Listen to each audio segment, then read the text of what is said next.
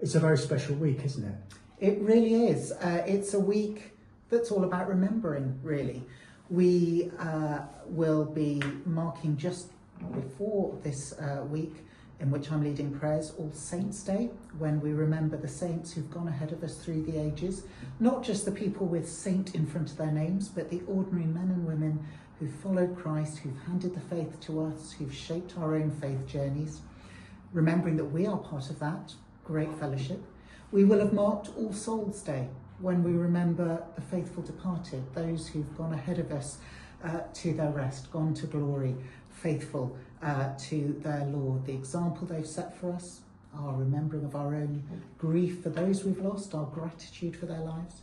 And then we'll be looking ahead to Remembrance Sunday on the 9th. Of course, Armistice Day was the 11th of November, so we always remember 11 a.m. on the 11th of the 11th, but Remembrance Sunday is always the Sunday closest to that, hence the 9th this year, when we will no doubt in our churches across the county be marking that with civic remembrance services, with events of variety of sort, to give thanks for those who've given their lives, their health and well-being in the service of others. And of course, you are in the mission ministry team, part of the diocesan staff now, but have also been a vicar with a parish. What's this the Remembrance Day service mean to you from your days of leading those services? Indeed. For me, it was so much about two things.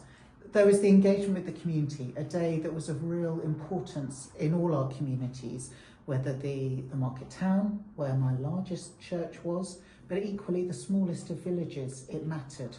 The way that all or almost all of our churches have their own plaque or nearby outside them, the war memorial with the names of those who gave their lives in World War I and World War II, the importance of recitation of those names, remembering that it's not just those that we give thanks for, but others who've given their lives in wars and conflicts since, or as members of, say, the emergency services as well as the armed forces.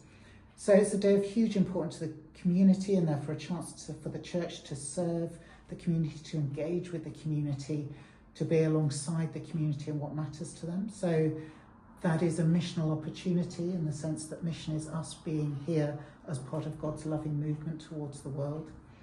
It's a time too, if that's one of the things that mattered most to me, it's almost about, the other is about what we communicate around that day. What are we saying as we remember? The word remember speaks of how remember, these things become not just part of our past, but of our present. They are part of our members, as it were. And in remembering, we are learning, reflecting, expressing grief, giving thanks. It's a complex mix of things. We are not glorifying war, not remotely. We are marking its loss and its pain. As Christians, we want to speak of reconciliation, of our hope always for peace. Peace that isn't just the cessation of hostility, but is the work of healing and wholeness that we most profoundly receive through the person of Jesus Christ and his death for us. And so that theme of sacrifice runs through it as well. The sacrifice of others so that we might enjoy the freedoms that we have. The sacrifice of those who haven't died but have given health and well-being in the cause of others. And our supreme example of sacrifice for others in the person of Christ. And the example that all sets to us, the prompt to say, what do we give our lives for? What do we give our time, our energy, our passion, our care for? What matters in our lives? And are we willing, when needed, to also give sacrificially of ourselves for the good of others? That may sound a bit heavy, but I think it's just a really rich time to think about what matters. People matter, community life matters, how we live our own lives matter. Much that we give thanks for, but right that it's a time with a bit of challenge in there as well. And I think a lot of churches actually do not tag on, but actively include the memory of everyone Absolutely. that we have lost. Absolutely. And I think, I mean, it might be selfish for me to say so, but I would say, as a person with parents who are very much of the age that many of those people in World War II were when they died, I do see them so much more in the media, people that are like them of their age in the media and at this particular time. And I think it does help anybody that has lost anyone to actually join in with this wider celebration of the amazing lives that people have led and the wonderful things that they've done and sacrificed for us. We all know loss, don't we? Whether it's friends, family members, whether those who've died having lived a good and full life or those taken before their time, whether it's that we're aware of grandparents, great-grandparents who were involved in the world wars or in other wars.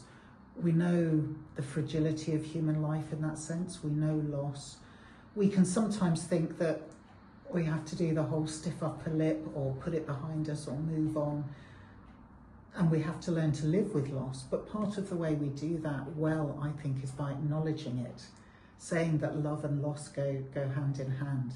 And the church can give a very particular space for that, whatever faith or none people profess, but something of that sacred, peaceful space to come together and remember, whether it's in an All Souls Day service and lighting a candle and naming the names of those dear to us that we've lost, whether it's on Remembrance Sunday, remembering those who have fought or in other ways given their lives for others.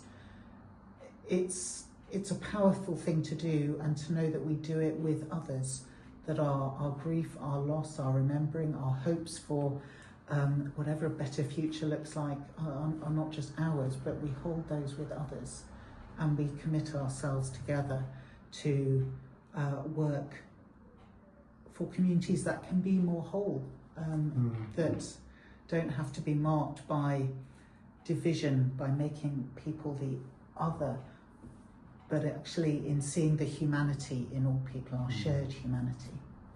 Well, I hope that everybody that joins you in the week of your leading morning prayer will feel part of a community that loves them and that is supporting them, whatever their memories and thoughts are.